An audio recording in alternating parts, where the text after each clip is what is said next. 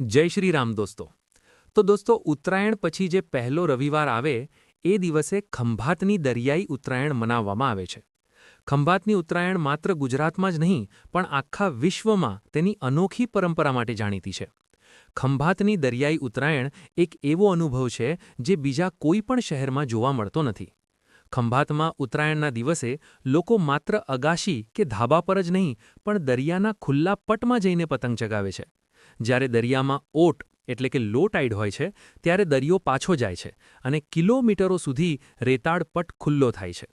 હજારોની સંખ્યામાં લોકો આ દરિયાઈ પટમાં ઉતરી પડે છે અને પતંગબાજીનો આનંદ માણે છે.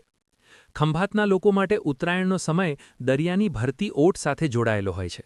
જો ભરતીનો સમય હોય તો લોકો ધાબા પર પતંગ ચગાવે છે અને જેવી ઓટ આવે એટલે આખું શહેર દરિયા કિનારે પહોંચી જાય છે. દરિયાની ભીની રેતી પર ઊભા રહીને પતંગ ચગાવવાનો લહાવો અનેરો હોય છે. ખંભાત પતંગ ઉદ્યોગનું મોટું કેન્દ્ર છે.